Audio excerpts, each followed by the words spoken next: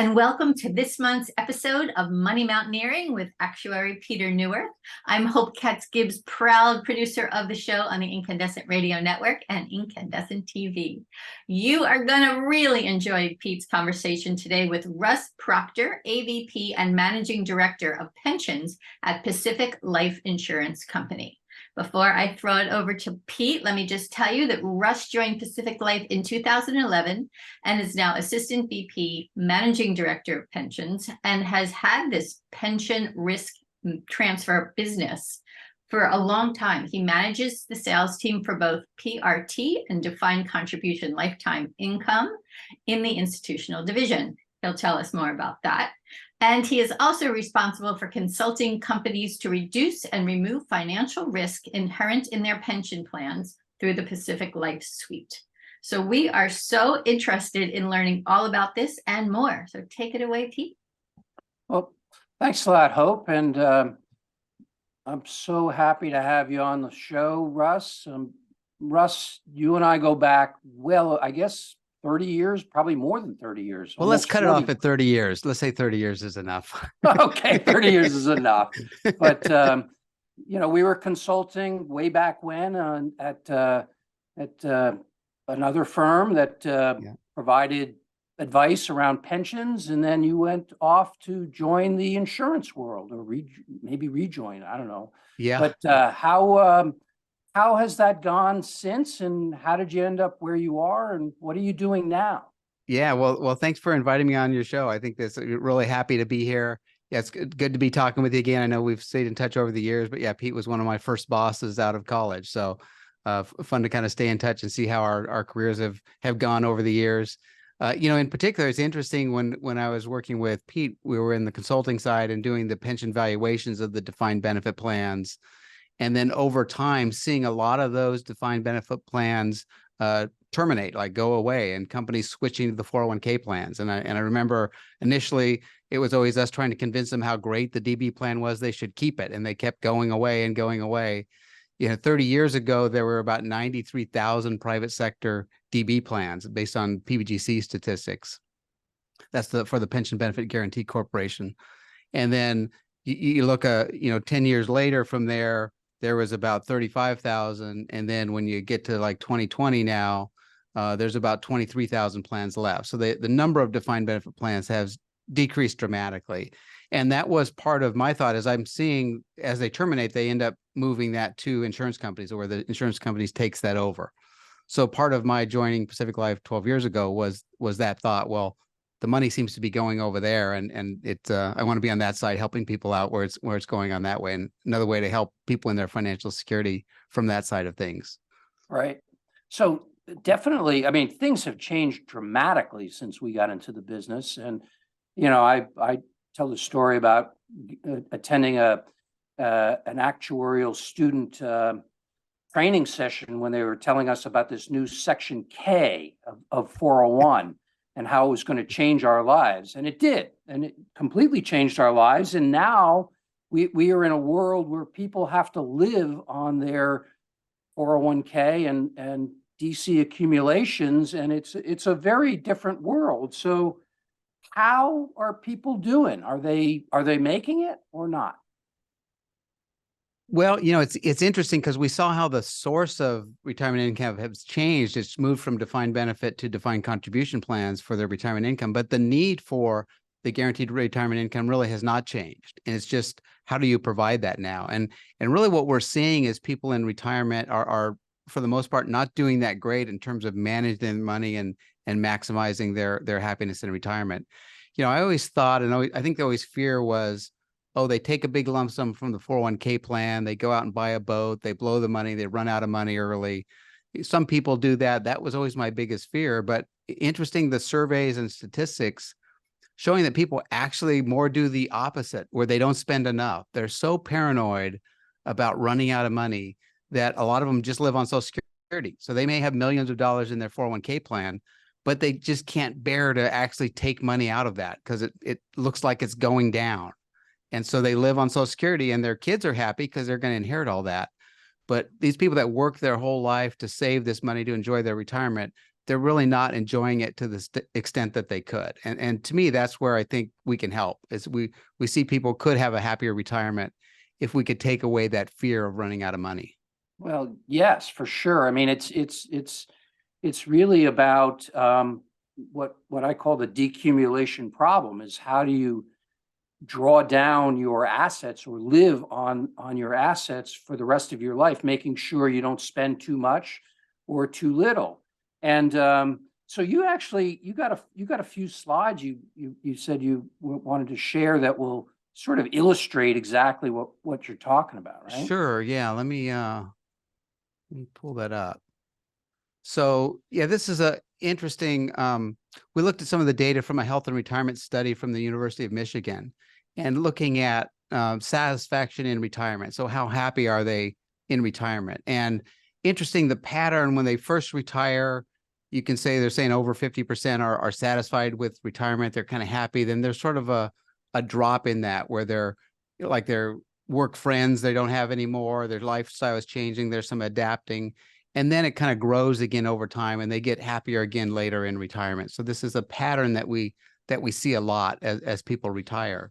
And I is think it just ahead. let me interrupt you. Do you Sure. find that financially driven at all, or it's just like, oh my God, I really am retired and I gotta live for the rest of my life on what I've got? Or is it oh my goodness, I'm running out of money, or Yeah, boy, I think really don't it's, know what I'm doing? Or where is that sad face yeah, coming from, you think? I think there's a couple of things. I think some of it is just emotional, of changing things, changing friends, changing habits. But I think there's an element to the financial side of it. When they first retire, they're traveling, they're doing more things, they're maybe spending money, and then it starts to hit them like, wow, I can't keep spending like this my whole life. I might run out of money. So I think the financial aspect does hit them somewhat, and then they sort of adjust their lifestyle and can kind of get into a groove and become happier.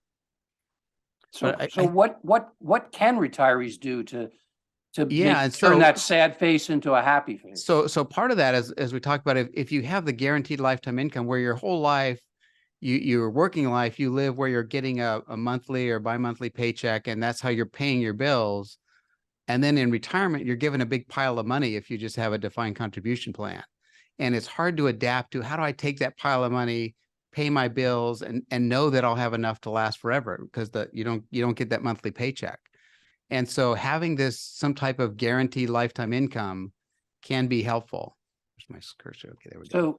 So Yeah. So as I get here, when you break this data up into those people that had guaranteed lifetime income and those that don't have guaranteed lifetime income, you see a clear split in the responses, where the blue line at the top is those that have some sort of guaranteed lifetime income in retirement. They show a similar pattern where there's a little bit of a dip and then it increases over time. But you can see there on average above that 50% line, whereas the orange group is those that did not have any lifetime income. So there's a lower satisfaction in retirement, more concern about running out of money, because they really don't know for sure how long their money's going to last, or that they can spend everything they get that month and know it's coming in the next month. So this is really what motivates me to think, hey, there's a need for this guaranteed lifetime income. People can be happier if some portion of their income is in a guaranteed monthly income. What's interesting to me is that happiness jumps up even when the retirees got plenty of money. Because I mean, even that sad face, 5 to 10 years in, they're spending the money that they've got. So it's not that they're in any risk of, running out right away, and yet they're still unhappy.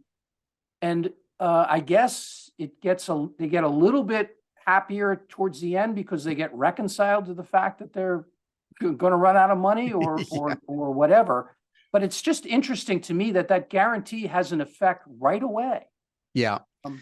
Yeah, it is interesting then. And I think it's just some human nature, just the behavioral economics and stuff. When you you have that money coming in every month, it's kind of like a license to spend.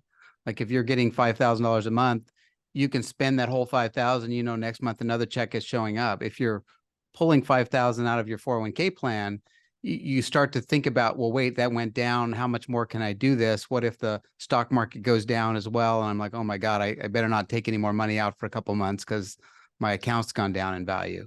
That all Right. those worries kind of go away when you covered your fixed expenses anyway. So what kind of life income, what are we talking about here when you talk about lifetime income? Because you know, a DC plan is a DC plan and it's an account balance. And I know all I can do is I can ask for distributions from my 401k. That's about it. What are you talking about here? Well, I think the difference is that when you have some guaranteed lifetime income, and so that is from an insurance company that can offer that guarantee. That's part of the business that we're in, is not just the life insurance part that you think about when you die, but offering the annuity or the guaranteed lifetime income, where they can just guarantee to pay it as long as you're still alive. So in theory, the money you paid for that might run out, but that's the insurance company's problem. They got to keep paying you if you live to age 110 still. And that's the guarantee that you can't get from just your investments. Now but can you provide that kind of guarantee through a 401k? I mean, are there options within a 401k that will do that? Or do you have to take the distribution and then go and then call up Pac Life and say, I want an annuity? Well, you can always do that, where you can take the money, roll it into an IRA, and then you're going to the retail market. You may be talking to a broker, an advisor that can go to the insurance company and purchase that annuity for you. The issue there is that you're paying retail rates, and you may be paying higher commissions on the retail side for that customized service, as opposed to if the plan sponsor sets up this annuity contract in their 401k plan, they'll often negotiate no commissions, the wholesale type pricing. So you can be saving your participants, 3, 4, 5% right off the top there by having the annuity contract directly with the insurance company, and you save all those commissions. So a great benefit for your employees. It makes it simpler for them to be able to roll it directly from the 401k plan into the insurance company. Okay, so that's what I was going to ask you, is how do all these moving parts work together? I mean, let's just say I'm a participant and I've got and I'm working for let's say Reagan Auto Parts, and I've got a 401k balance and I'm ready to retire. How do I go to my plan sponsor and say, give me a life income option, or do I bug the HR department to contract with Pac Life to make sure there's an option? I mean, how does that all work? Yeah, please do go bug your plan sponsor. So that helps us. But it is interesting. Some of the deals we've seen come to market have been exactly that way, where it was the HR department came to us and said, our employees keep bugging us that they need this guaranteed lifetime income. So we're adding it to the plan. We don't want to be bothered by it, but can you guys just set it up and attach to our plan? So when they bug us, we can send them your way. So we see some are that way. More and more, though, they're hearing it in the market. They're hearing their employees. Surveys show a lot of employees say they want guaranteed lifetime income. So we know the desire is there. And, when you look at it financially, you can see it makes sense for a lot of people. And, also with the Secure 2.0 Act, plan sponsors are going to have to start showing that equivalent monthly annuity amount on their 401k statements. So participants will start asking, hey, where do I get that number that you're showing me on my statement? And the plan sponsors want an answer to that. So they're like, hey, Right. we want to negotiate this with an insurance company so that we can send them somewhere when they're looking for that lifetime income. So more generally, you've thought a lot about the the decumulation, the retirement income strategy question. Do you have particular strategies that you think are appropriate or work better than others? Yeah, so it's interesting, some of the creative things that are coming up from some of our clients as well. And one of the things that you may have heard some about, but people talk about delaying the start of Social Security, where let's say your Social Security retirement age was 65, or I know for some it's 67, 68 or now. But if you delay it from starting at 65 to starting at 70, you're actually going to get a increase in the Social Security benefit. And there's some value in doing that. But employees need some help to figure that out. So this graph I have up here would be a traditional one if somebody only has a defined contribution plan like a 401k plan. They retire at 65. They start drawing their Social Security benefit, and they start drawing down their 401k benefit. And we show a line there for where their fixed expenses are. So in this example, their fixed expenses are a little higher than Social Security. They're covering that with the 401k, and then their variable expenses, they're also drawing that from the 401k plan. And at some point, that certainly could run out if they're doing that. And we're showing like around age 85 or so. What if they run out of money on the 401k plan?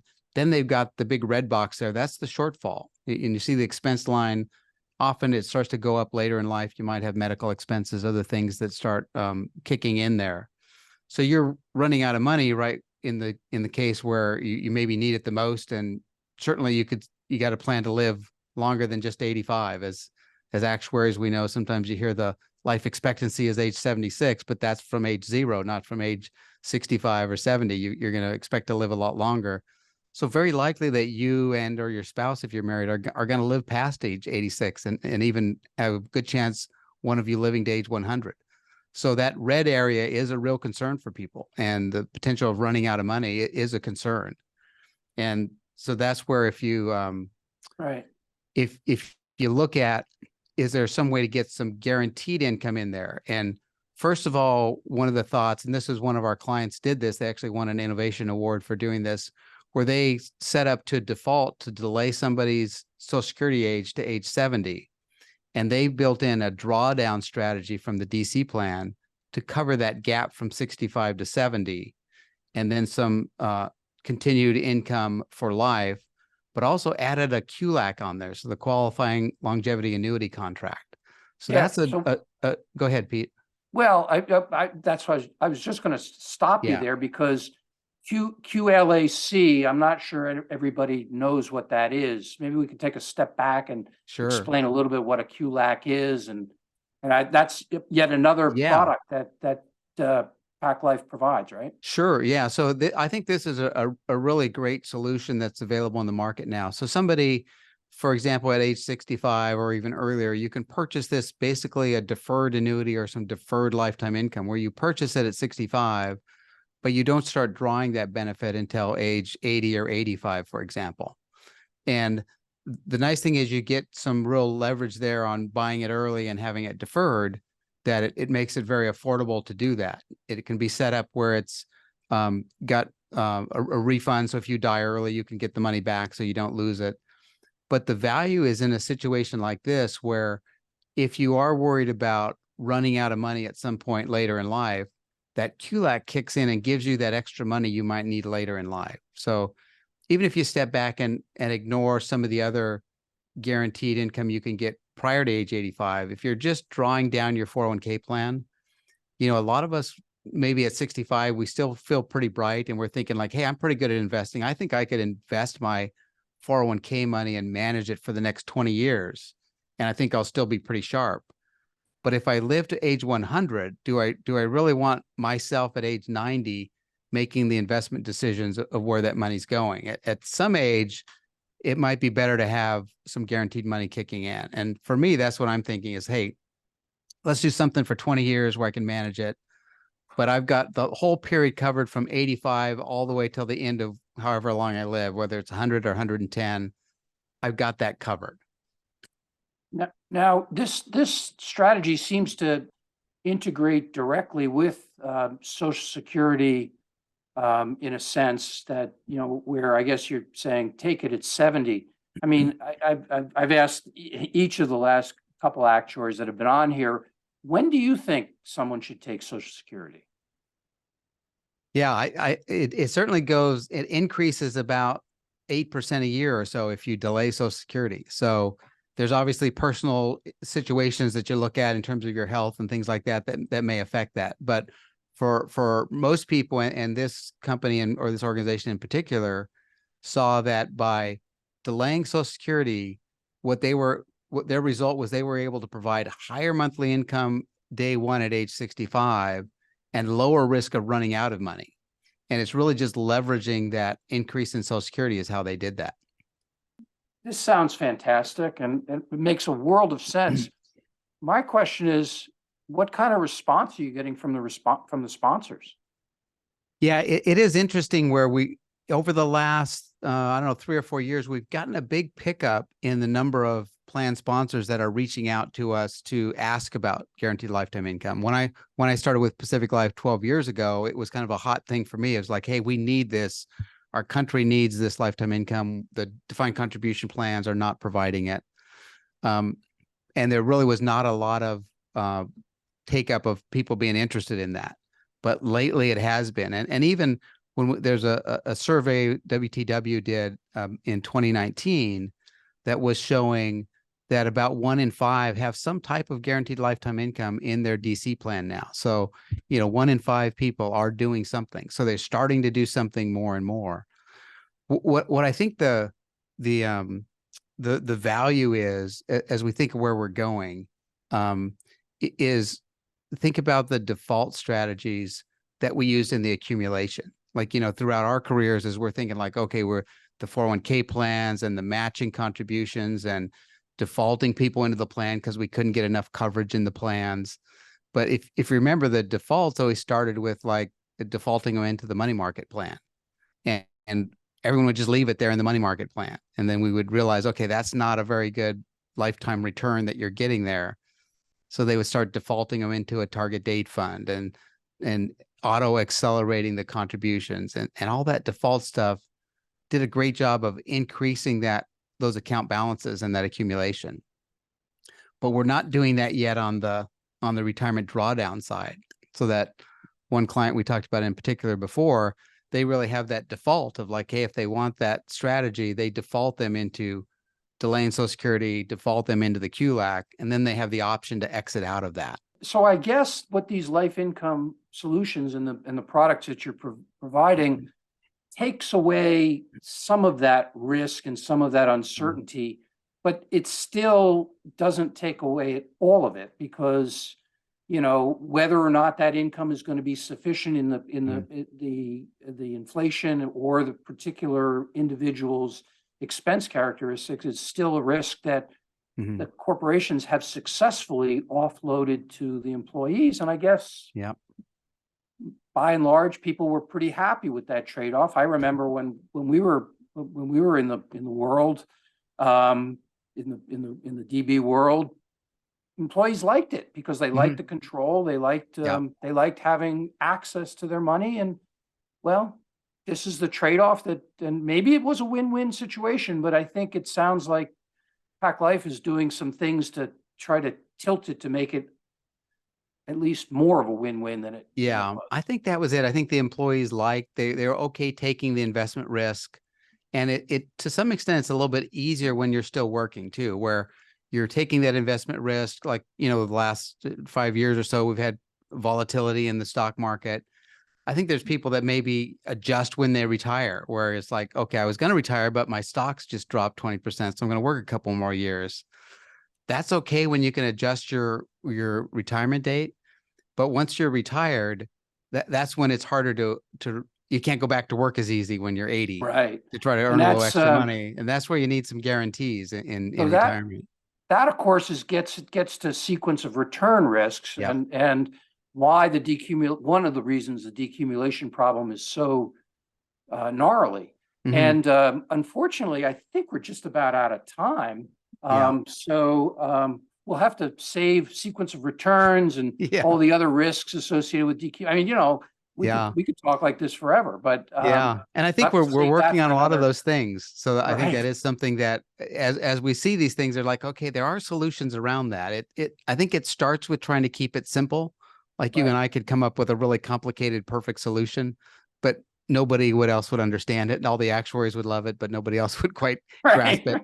And the idea is you can do things very simple that solve most of the issues. And that's really where we're at now, is let's do the easy stuff that we already have that will help people immensely in retirement, and they'll enjoy their retirement, be happier in retirement, which is kind of what my motivation is. I want to help people be happier in retirement. Well, absolutely. And in fact, I mean, I believe very strongly in the insurance industry and the value that life insurance and their products, both annuities and life insurance, provides to society and individuals trying to deal with the uncertainties of life. And so I want to thank you for being here and thank Pack Life for all of the wonderful products that are out there. And anyway, again, Great. Yeah. Thank you thanks so for much.